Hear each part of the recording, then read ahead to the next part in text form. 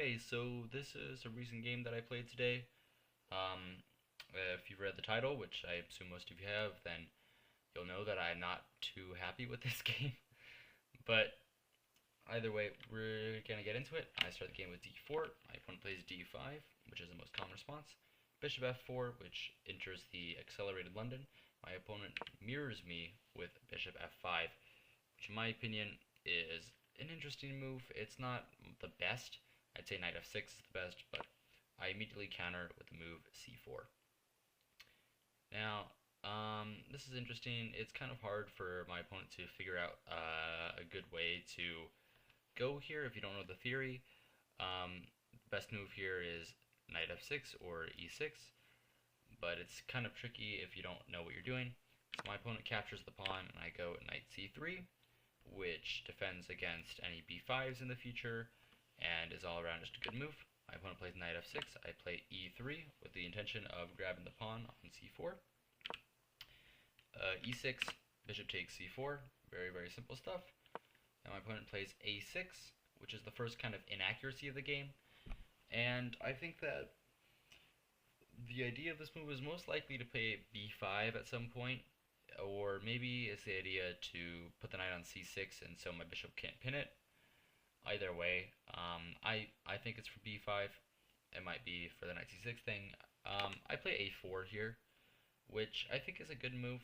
It kind of just arbitrarily grabs space, which I've seen like a lot of like engines and grandmasters do. So I was like, I'll just play like the actually good people. So I tried this. I guess it kind of weakens the b4 square a little bit. Either way, my opponent plays bishop d6. You know, it'd be really nice. It'd be like extremely nice if I could get these lines out of the way. These lines that show the best move, because it's kind of, it's kind of annoying. I play bishop g3 here, which is very common. Basically, I'm saying that if he takes, I get my rook open, and I might have some attacking possibilities in the future. He obliges, so I get my rook open. H6, clearly, so my rook can have a rook target. And I play b4, again, taking some space over here, with the idea of playing b5 at some point. And the reason why I played this, I was like, I'm better on the king side. I'm better in the center. What if I try to be better on all three sides of the board? So that was kind of my thought process for this. It's a little bit flawed. Either way, he plays queen d6, and I play queen b3, defending my pawn.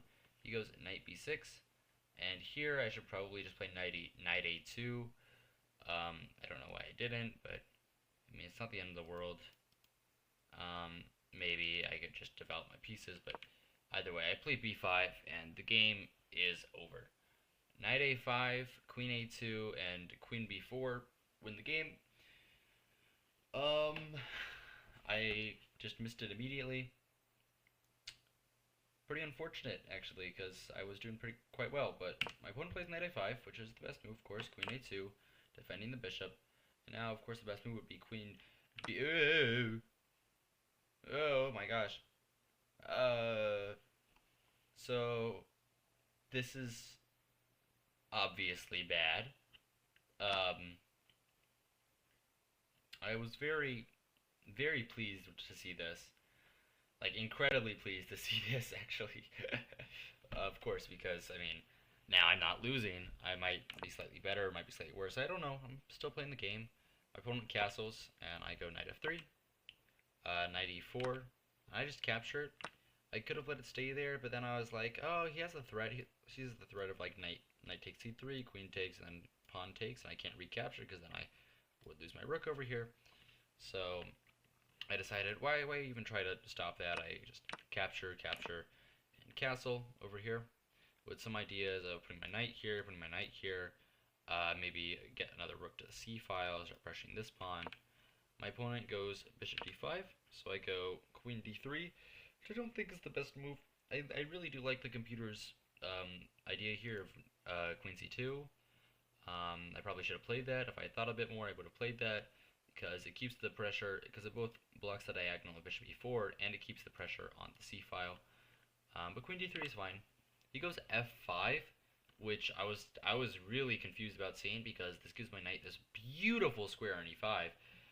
it weakens the king, and it's just a bad move. So I'm very happy. I immediately plant my knight on e5, and my knight can never be kicked out. He has no pawns that can kick it out, and the bishop can never go back there.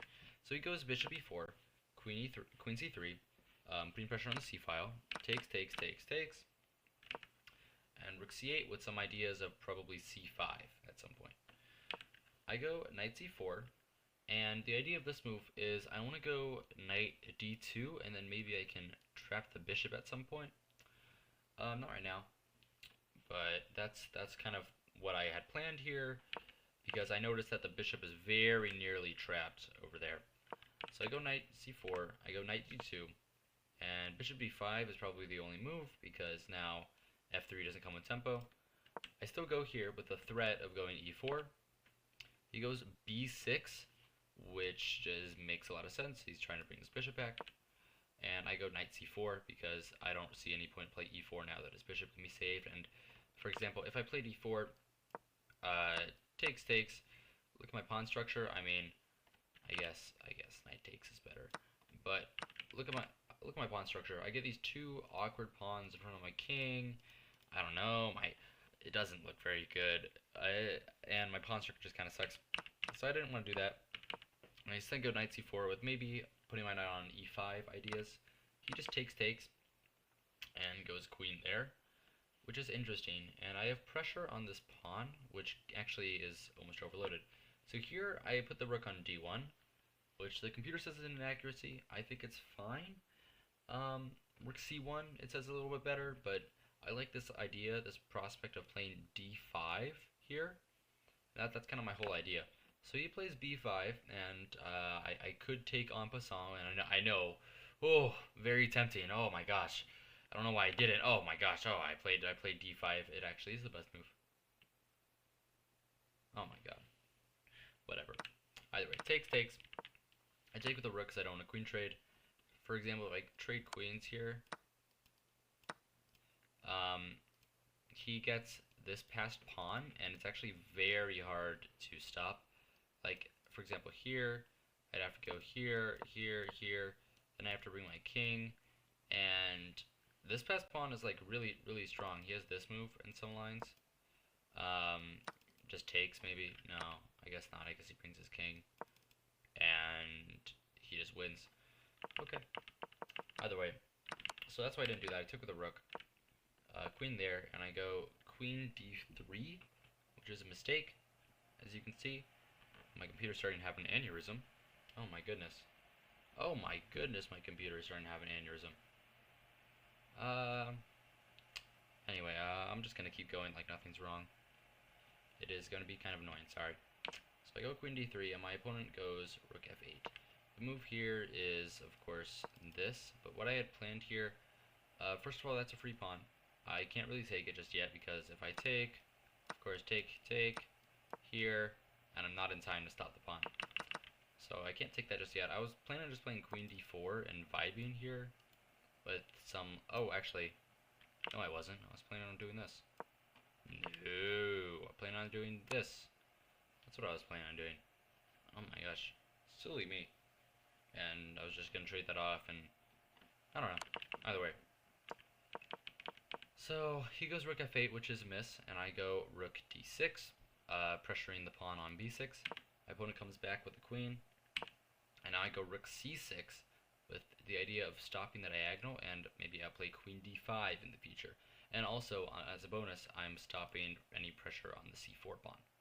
And I'm threatening this because after here, I have check, and then I'm going to win this pawn. Well, actually, check, queen here, and then takes. I guess it's okay. So I go here, and he just hangs the pawn on f5. And I'm happy about that. That's always nice. Queen back, I trade, and I bring my king in this completely winning endgame. He brings his rook, so I take the pawn. Check. Oh my goodness. Spoilers ahead. Oh my goodness. Where is my line?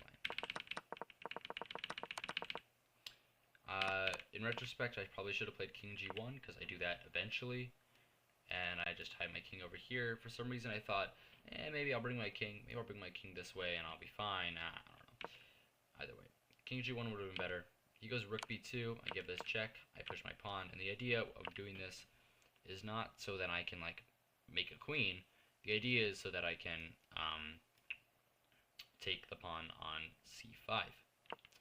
So I go for this, and I go rook c7, which is a mistake, but it's okay. He checks my king into the h2 position, and if you notice the clocks, my opponent has 5 minutes, and I have 1 minute 40, which is pretty bad. Pretty big time advantage for my opponent. Takes. And I'm playing very fast in this endgame because, of course, the time. So I go g4 with the simple idea of bringing my king this way, and this is still winning. King g3, king e6, and I go f4. Of course, I want him to capture, because that would be a completely simple winning endgame. He doesn't, so I go f5, and now I have a passer. Rook there. I go rook c7 with the simple idea of coming over here and winning this pawn. In retrospect, I wouldn't have played this. I would have played something like this move instead. Because after check, here, check, I'm able to save my pawn over here, bring my king up, and I get these two passers, and that's of course completely winning. I should have gone for that. Instead, I go for this. I do only have 70 seconds, so I'm not really too sad about that.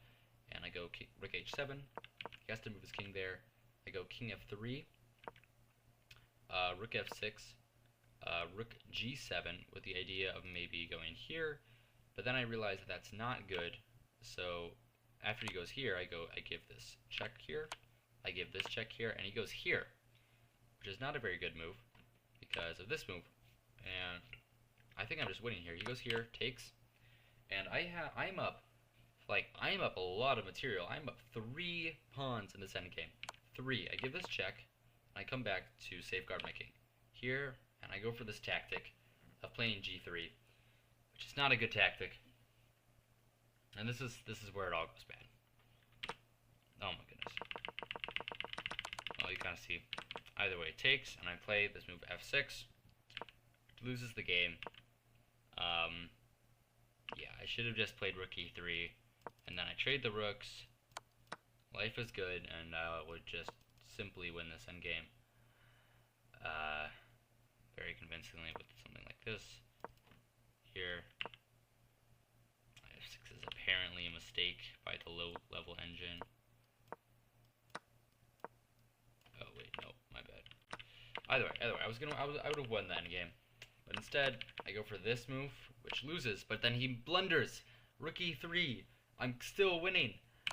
I trade, and then when all hope is lost, you know what I do? I play king e4, and the game ends after I lose because king e4 just incites opposition, and me with my 30 seconds on the clock has nothing better than to repeat moves and make a draw.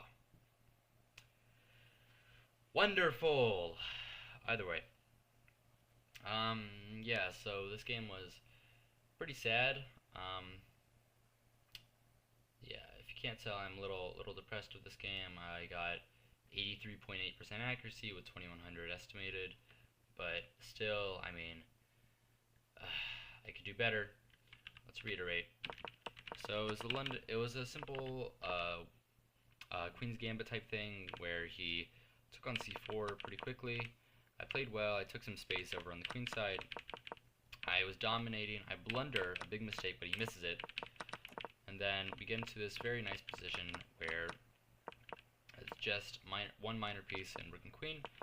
I'm able to pretty much consolidate into a position where I think I'm better, and I'm able to win a pawn. I then win. I trade some pawns and go into a very winning rook endgame, where I proceed to totally play it perfectly and mess it up at the very last second and make a draw. So that was this game. I hope you enjoyed.